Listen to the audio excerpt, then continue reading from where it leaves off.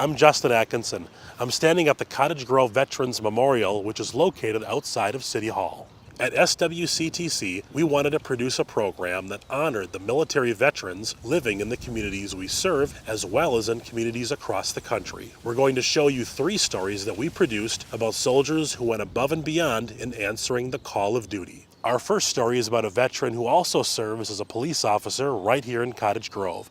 This story was nominated for an Upper Midwest Emmy in the military category. Here is A Soldier's Journey.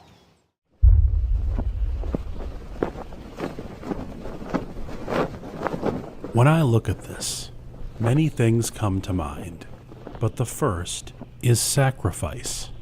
The kind of sacrifice one man would make after embarking on a journey to one of the most dangerous places imaginable.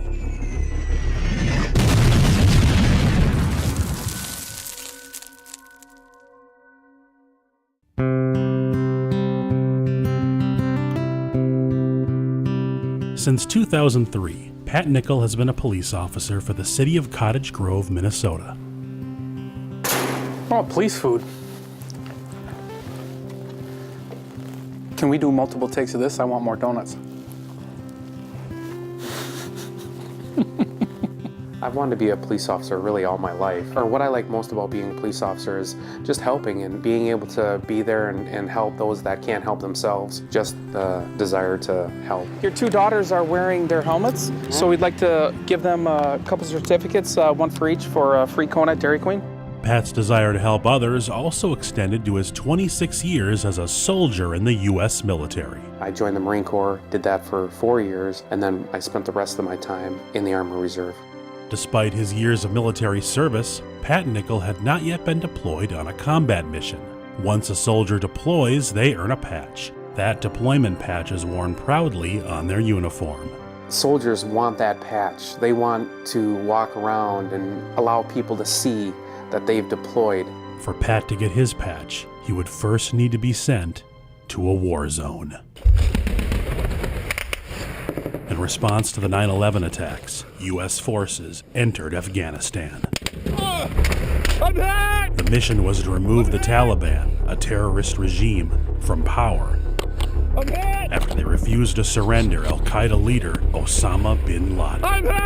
As the war continued, the Taliban threat persisted. Since 2001, their war has cost the lives of more than 3,500 coalition service members, 2,000 of which were American troops. Tens of thousands of Afghan civilians have also been killed. The war in Afghanistan is now the longest armed conflict in our country's history. Help me! I'm hit! I'm hit! I'm hit! In 2009, as the war continued, Pat Nikhil went on with his life, being a husband to his wife Nicole, and a father to their sons Cody and Jacob.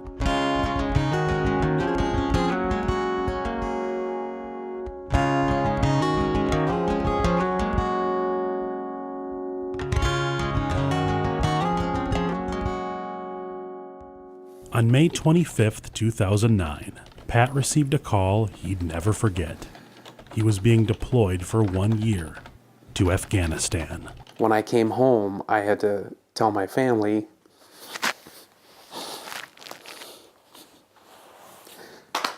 sorry.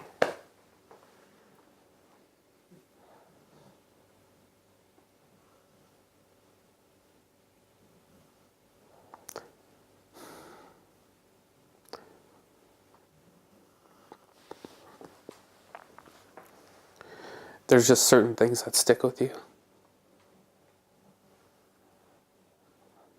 The hardest part for me to accept this, even though we go back to that patch, and I wanted to earn that patch, was to leave my family. It's not something that anybody wants to do, and knowing that I'm not going to be able to be there for them for that next year was just tough.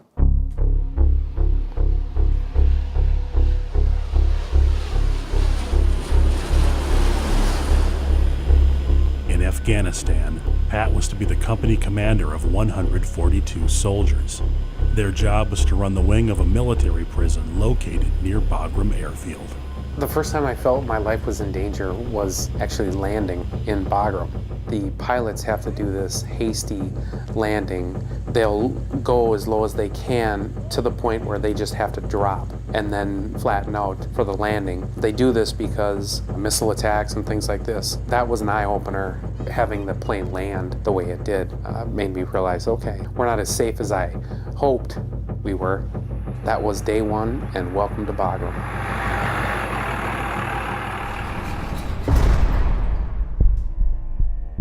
Parwan Detention Facility opened soon after U.S. troops arrived in Afghanistan. During Pat's deployment, the prison contained hundreds of detainees. The prison was for any Afghani that showed some type of violence against U.S. coalition forces. As a company commander, Pat's job was to oversee the Charlie Wing, which housed some of the most dangerous Taliban insurgents in Afghanistan. Those cell guards, in my opinion, had one of the toughest jobs over there.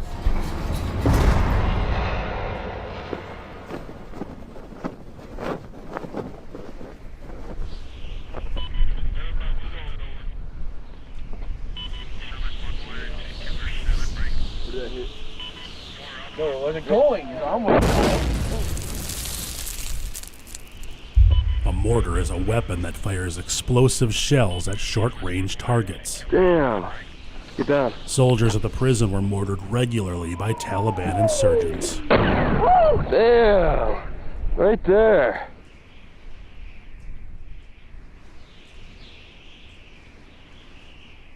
The threat was real, and it was, you just never knew when or where it was going to happen. There was a time where I was talking to my wife on the phone, and the mortar lands, and it was close. When the mortar came very close, I was afraid that after that, maybe they would get a little closer. I had trouble sleeping because I didn't know when another mortar would hit. We lived in tents for a year. Those tents are not gonna stop anything.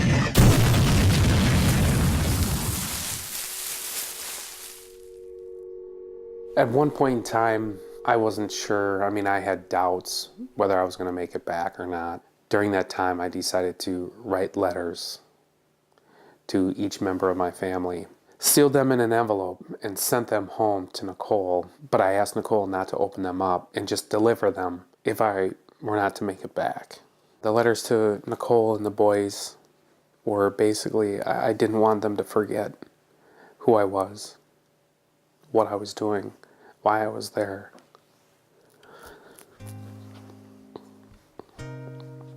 To behave for their mom, do good in school, things like that.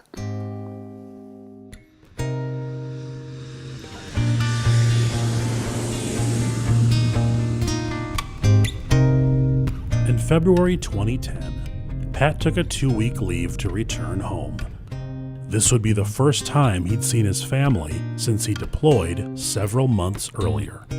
Being able to see them for the first time was amazing. It was just full of joy. And of course, who wants to go back after you get to spend some time with their family? You start questioning things like, why am I going back? Why did I do this? Things like that.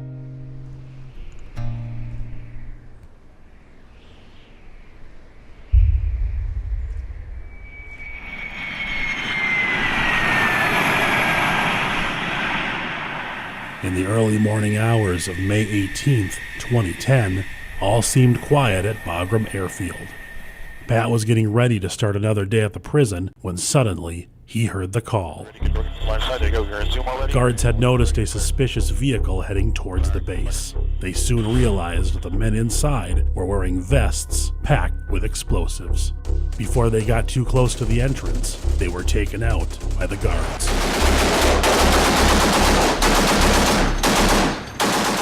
Moments later, 30 armed Taliban insurgents stormed the base. I got a whole bunch of guys right there maneuvering. We'll be engaging. They were attacking the base all around.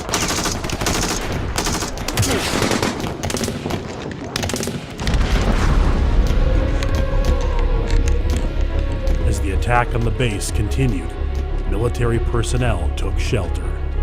Pat's job was to continue managing his wing of the prison. One of the areas that they were attacking was the section that we were at. You are fighting for the people on your left and right. You may never have met that person on your left, but you know they have a gun and you know that they're ready to fight. It's just like being a police officer. They're your partners.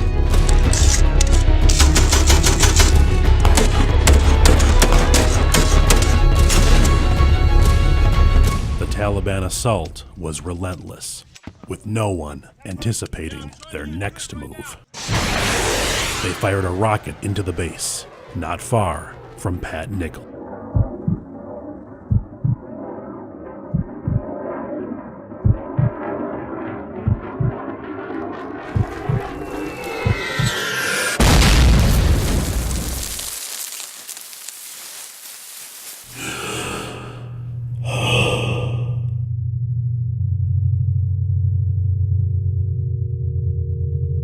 The rocket impacted a building 2 miles from the prison. Pat was unharmed. In the heat of the attack, U.S. forces still had one move the Taliban didn't anticipate.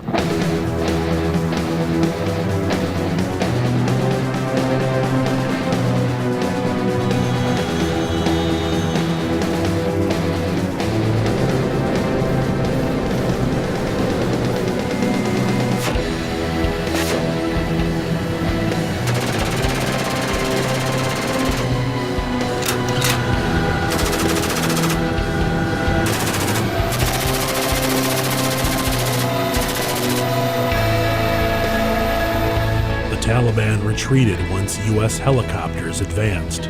10 insurgents were killed in the battle. 9 U.S. troops were wounded, and 1 contractor was killed. The attack on Bagram airfield lasted several hours, with the enemy unsuccessful at breaching the base.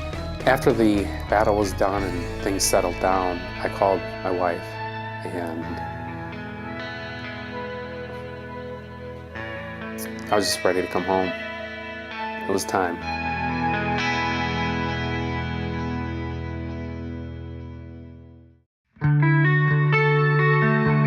On July 3rd, 2010, Pat returned home. Nicole and the boys were there, and my sister came down, my brother came down, well, and their families. Just being able to be with family and everything, it was just a relief.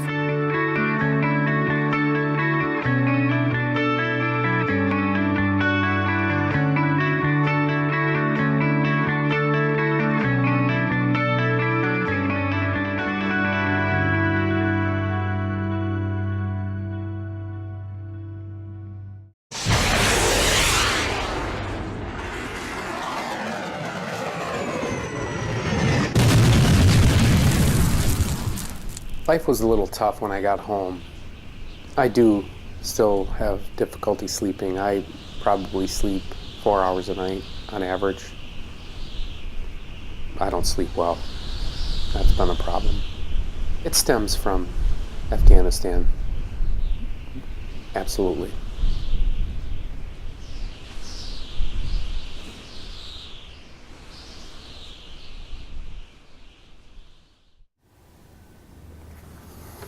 My last uniform, I got rid of all the others, but this is the deployment patch that I earned. The patch represents the 16th MP Brigade.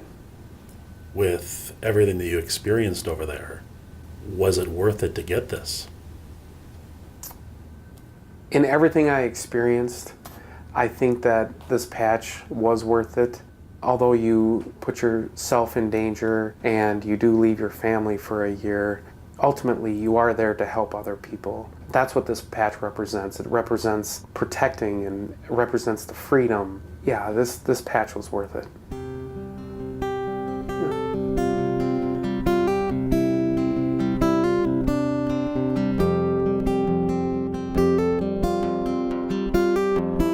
In 2016, after serving 2 deployments, Pat Nikhil retired from the military. But the need for a good soldier never truly retires. As long as we are here, there will always be conflict. It's in our nature, unfortunately. However, what is also in our nature is the enormous capacity for courage, to make the choice to do what's right when called upon. It's those individuals, coming from all walks of life, who are willing to put themselves in harm's way to defend something bigger than themselves. The sacrifices they are willing to make are immeasurable. They are truly a gift to all of us. When I look at this, many things do come to mind, but the first will always be the sacrifices they make for us all.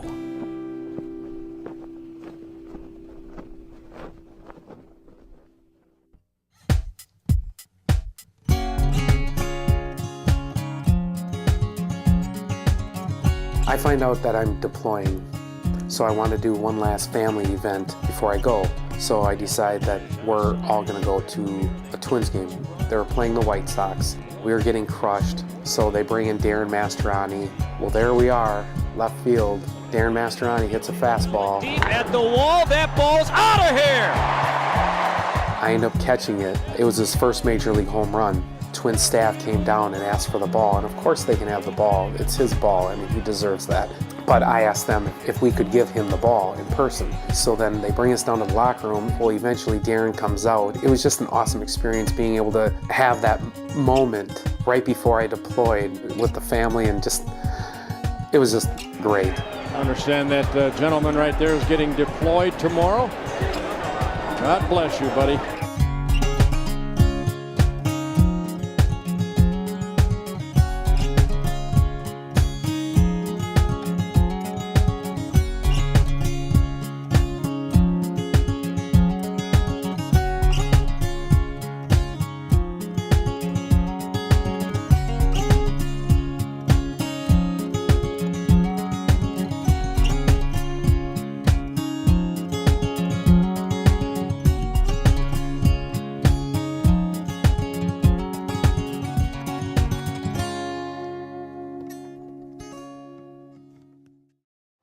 Thanks, Officer Nikhil, for sharing your story with us and for your service to our country.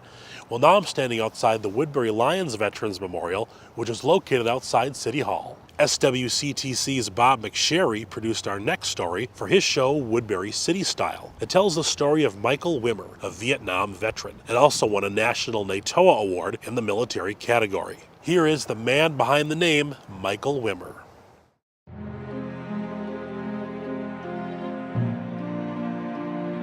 I started my military service August 22nd, 1966.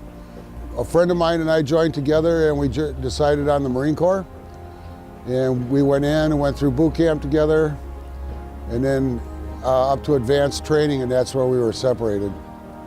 My role was a 1391, which is bulk fuel. We transported and supplied fuel to all Marine Corps vehicles. In Vietnam, we supplied to any base and helped load the vehicles.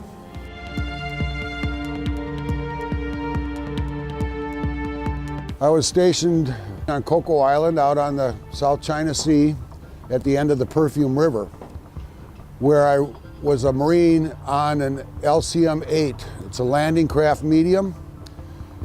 We had a wooden crate with a 10,000-gallon ladder in the well deck, which we filled up at least twice a day, sometimes 3 times a day if things were going good, and took those up to Way City. And on February 12th, 1968, I was in the middle of the Perfume River, right outside of the Citadel in Way City, when the Tet Offensive started. And everything blew up. I mean, there was people shooting at you all over the place. My boat then took 2 RPG rounds in the stern and was sinking and was on fire. My seaman was hit and I was shot twice in the left leg. I also went in the Perfume River and helped pull out a American citizen who was a teacher who was over there trying to teach the Vietnamese English. I managed to get him off of our boat when another boat came in to rescue us. We got onto that boat, fought our way into Way City.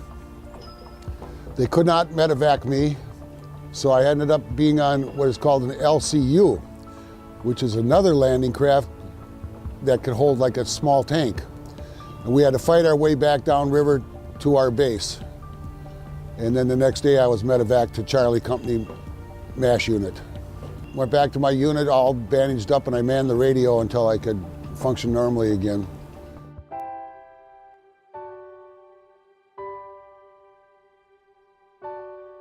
I wear my Bronze Star on my back shoulder. My feeling is it's not important. There are a lot of people who did more, who sacrificed more, and didn't come home. That's why I wear it back there. I am a little more proud of the Purple Heart here. It means I put my all. You know, I was willing to give up my all. Fortunately, I didn't, but it just means more to me because it fits me into a community of people, other veterans, to where we're all brothers.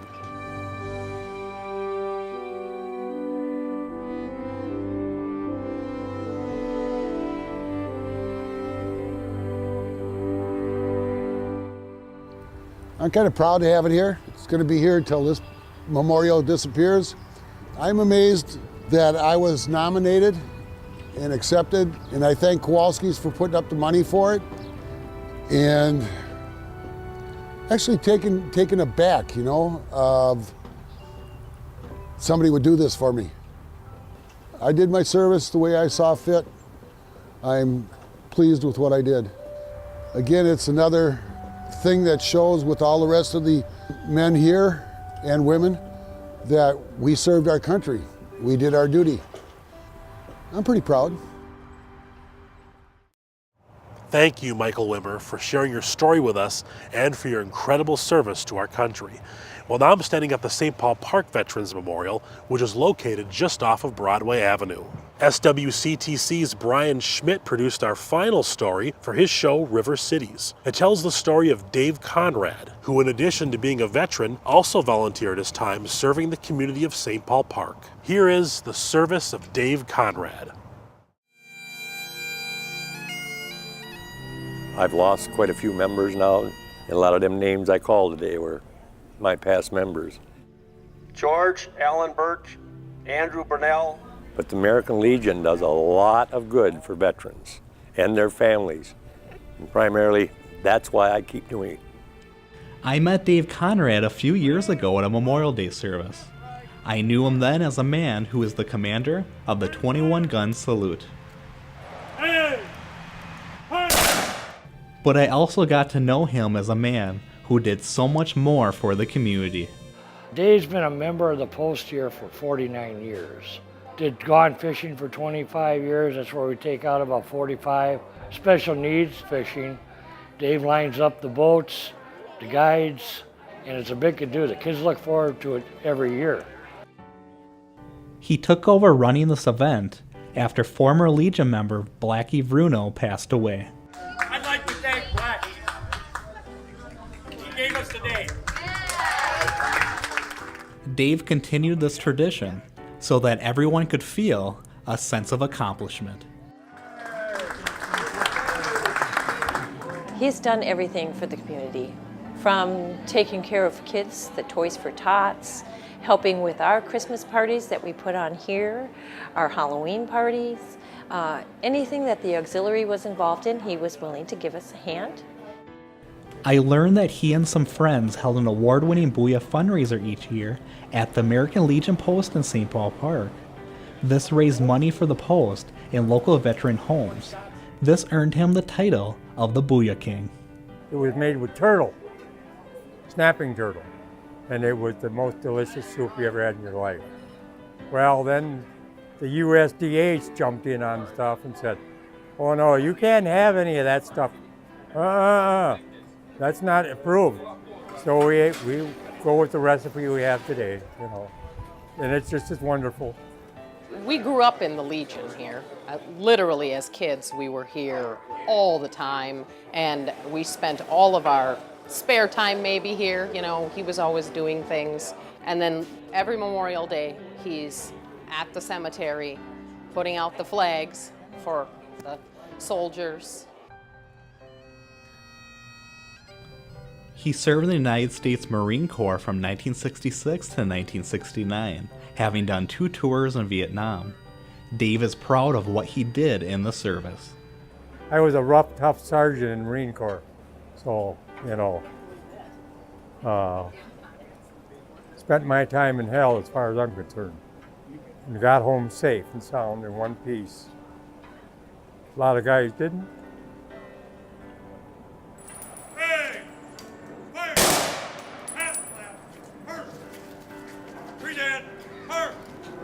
Memorial Day is a very special occasion for us to get to each 11 different cemeteries, 11 stops, I should say, but the 2 posts.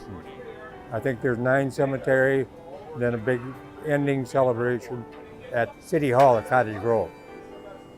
That's a full day, starting at 6 in the morning, and usually about 2 o'clock in the afternoon we're done.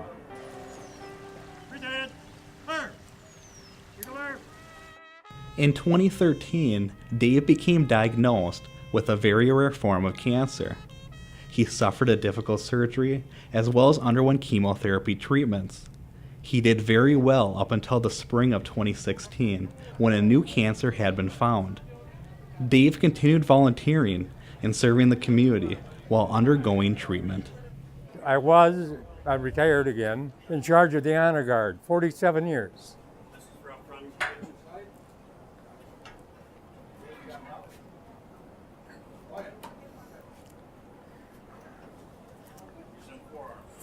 That part of this.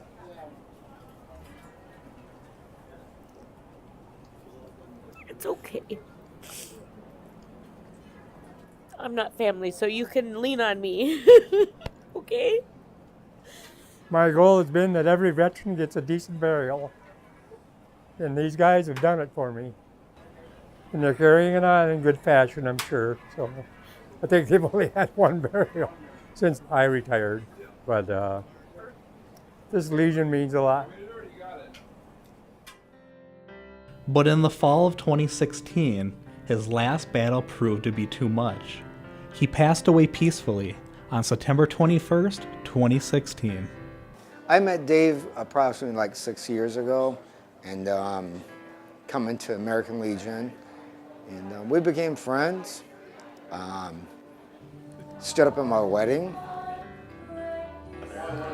It was great because we're both, you know, we're both Marines, and he did so much to, you know, help out the Legion and help out the community, and that's what we do with the American Legion here at Post 98. It was an honor and a privilege to know the guy. It really was. No, I'd just like to say, love you. That's about it. He will be really, really missed. Not only did we lose a good community service guy, but we lost a really good friend. He was huge, and it's hard to take someone who lived so large and put him into a small nutshell. You never had to ask for a favor. He just saw one needed and did it. I loved him. Dave will always be remembered as a great friend to many. And to me, he will always be remembered as a man who was the core of kindness in this community. I, Keith Franke, the mayor of the city of St. Paul Park, Minnesota, do hereby proclaim Saturday, October 1st, 2016 as David Conrad Day.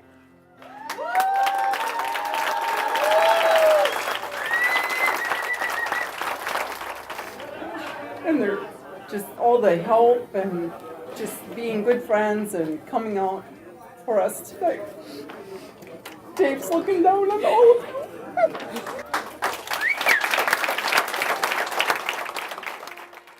Dave will be missed, but his legacy of giving back to the community will continue through the work of the American Legion. Yes, there's a time comes in life, guys got to sit down and rest and turn it over to somebody else. I don't ever want to see it stop.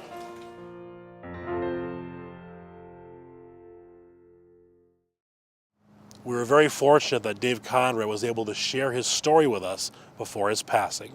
His service to his country and to his community was immeasurable and will not be forgotten. Well, that about brings us to the end of our show. We hope you've enjoyed these incredible stories of veterans living in our communities. We also hope that you appreciate the sacrifices that they, and so many, many more, have made for our great country.